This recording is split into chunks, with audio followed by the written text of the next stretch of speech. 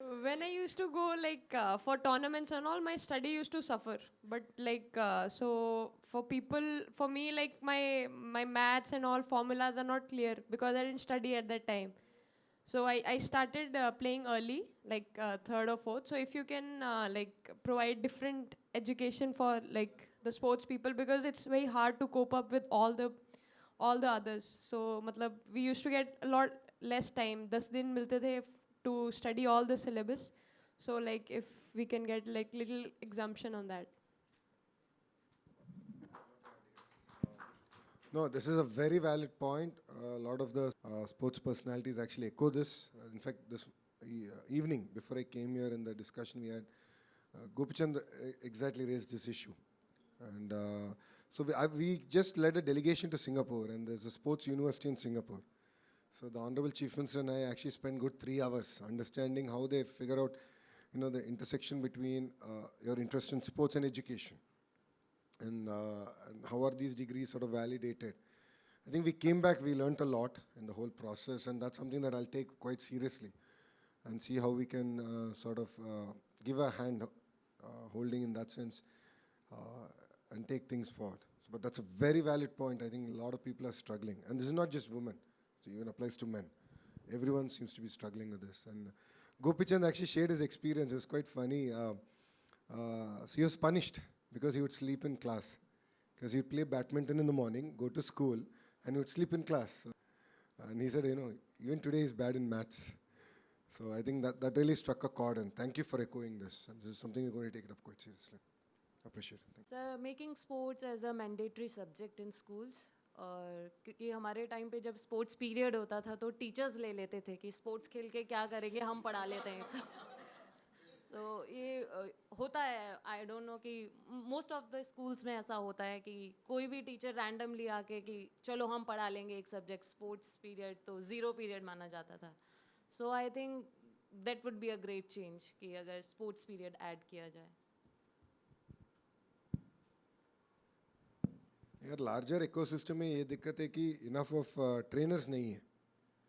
So, अगर government school में देखें तो हमारे पास तो ऑलमोस्ट 43,000 स्कूल्स है, वो primary and high school, but PT teachers नहीं है. First problem. सेकंड ये हो रहा है कि प्लेग्राउंड नहीं है खेलने के लिए. सो अब ये दोनों मैच करके हम ये कर रहे हैं कि 10 साल के प्रोग्राम लेना है. ये 1 साल में नहीं होगा और एक पॉलिसी में नहीं होगा. Honestly I am being very candid. एक 10 साल का प्रोग्राम लेके वो चेंज लाना है. एंड हमारा प्रॉब्लम तो उल्टा था. जब मैं पढ़ते थे भवन्स में, कभी भी टीचर नहीं आते थे क्लास को, जाके भाग के क्रिकेट ही खेलते थे. श्रवण भी है इधर मेरा क्लासमेट, हम सब लोग भाग के क्रिकेट खेलते थे. अब की प्रॉब्लम डिफरेंट हो गया है. आपके पास तो 2 तेलुगु बच्चे हैं और उन्होंने बोल सकते हैं कि यार आंध्रा में ये प्रॉब्लम हो रहा है कि आप पूरे मार्क्स के ऊपर जा रहे हैं education system. In fact learning outcomes के पास नहीं, आउटपुट हो गया पूरा सिस्टम कि कितने मार्क्स आए, ये कितने रैंक आ गया. पूरे सिस्टम बहुत स्क्यू हो गया. एंड लर्निंग आउटकम्स के ऊपर कुछ भी टेस्टिंग नहीं हो रहा है. वो मेरा बड़ा कंसर्न है एज अ मिनिस्टर. सो आपका भी पॉइंट वेरी वैलिड है, and but I believe it will take time. Unfortunately I don't have a magic wand in that sense, but I take your point and this is something I will personally drive to make sports mandated. And 2, as I said, वो grass root का movement create करना है. सो हमने ये किया, सब लोग को बुक भी भेजूंगा जब रेडी होगा. योगांध्रा का एक एक्टिविटी किया था इधर, जब प्रधानमंत्री साहब आ रहे थे. 30 डे प्रोग्राम किया कि हर गांव में योगा सीखना है. जिनका मन होने दो, कुछ भी होने दो, सीख लो, बस थोड़ी करो. ग्रास रूट मूवमेंट करेंगे. 30 डेज मूवमेंट करके यही विशाखापट्टनम में, यही बीच रोड, 3 लाख लोग से प्रधानमंत्री के साथ हमने योगा किया. We created a record. So we could do it in 30 days in yoga. But I believe that grassroots का movement बहुत important है, and we will do it. And what we did for the National Sports Day, I believe, is just the first step. We had only 26,000 participants. I believe it should be 3 lakh, and I believe it should at least be 50% women, and that's what the agenda with which we will drive it. So thank you for your feedback. Now go to the local talent, Shri Charni. Can we please give a mic to Shri here? Shri, a lot of responsibility on you, because today in this room you're not only representing India, but you're also representing, the state, this place where you come from.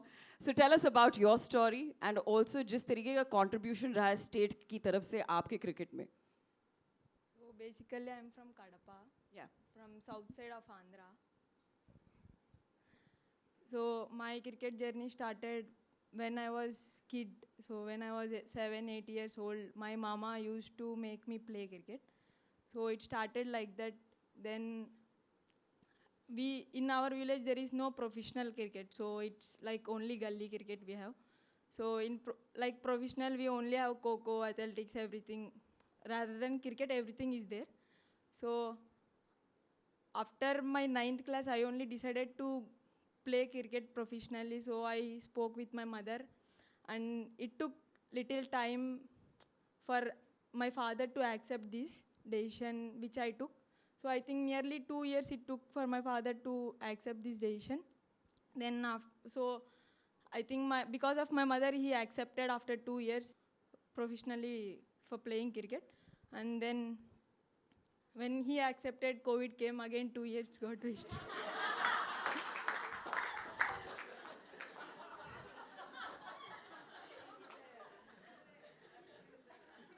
Then I played directly, because of COVID, we had direct Pro Bulls. So I played under 19 Pro Bulls and I got selected for that. Then I played state matches. Then same year I got selected for under 19 challengers. So 2 years I played under 19 challengers. It went like that. Then after 5 years of my professional cricket journey, then I got selected for WPL. Then now I got selected for India. How did you convince your father though? I think I used to tell him like I don't write exams. I used to tell him like that. Then I think after my inter, he accepted actually. Lovely. Let's give the girl a huge round of applause. Yes, please, sir. Please. If there is an advice you would give to me to make sure all fathers accept within the 2 years of you ask, what should it be? How should we get fathers to accept? Or even the society at large to agree to it? Apart from blackmailing, which clearly you're good at, so all of you need to be careful now. But So maybe they may come out and see how it changed. Like, it's not like before, no sir. It had changed a lot. If we see, when I was kid only, if I see, it had changed a lot. If we see now, so I feel if they come out, if they see how girls are educated now, so they may accept. The scare will go from them. so greater exposure Yes, sir. and celebrate successes, I guess. Fair. Thank you.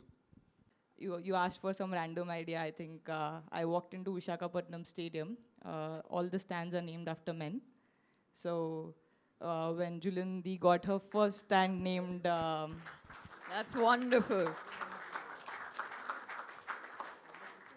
when Julindi got her stand named in Eden Garden, I mean, genuinely watching the whole video made me feel very emotional that that iconic stadium of Eden Garden is going to have a women cricketer on it. And yeah, I mean, any stadium I walk into, there are, I mean, 10 on 10 are mostly men. And I feel we have a lot of legendary ex-women cricketers who deserve to have a stand named on them. So I would just, I mean, as you said, you can start, and a lot of other state associations will follow. That's amazing. That is amazing. Let's give that a huge round of applause. I could relate to Shri coming from Sangli. I mean, it's again a rural area. The first thing the parents feel is that my girl is going to go to an academy where she's going to be outnumbered with a lot of boys. How is she going to manage? That's one thing how we can provide a lot of security to parents, have rural camps, more camps for women, and more awareness around women's cricket in smaller towns, that it's a safe place. I mean, there's nothing which is going to go wrong, or government takes actions around how things can be more safe for small girls going and playing cricket. That's one thing, because I mean, I'm a Marwadi, so my parents were like, I mean, girls don't play cricket. You're supposed to just get married, and all those things are not like right. But yeah, I mean, that's if they had that security around, that thought would have never come. That's one thing. And the second, you asked for some random idea. I think I walked into Visakhapatnam Stadium. All the stands are named after men.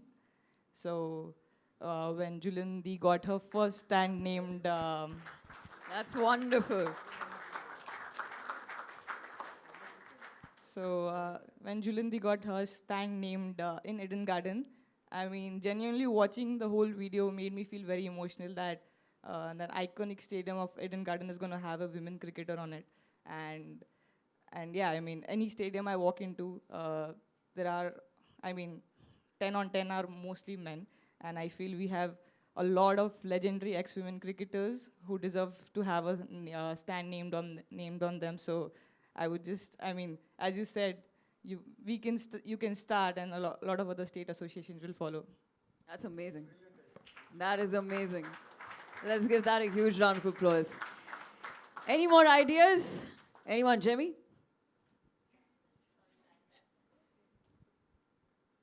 No, like Kranti faced it in the rural areas. Like I came from, by God's grace, came from a good family who could afford a cricket kit. But just to buy a simple cricket kit with pads, shoes, helmet, bat would cost a lot of money for a family, a humble family who cannot afford it. Maybe one of the reasons why they don't encourage their kids to play also is because of the cost factor. Like she had to go on tour, she didn't have money to go on tour. And every parent would worry about that too. So if something can be done even for that, maybe even providing a small kit bag to start on, maybe that will lead to a lot of big things, or even like something like a pocket money kind of a thing also, but which will help them to go out and play cricket, like the basic expenditures. I think that would also be a great thing to start off.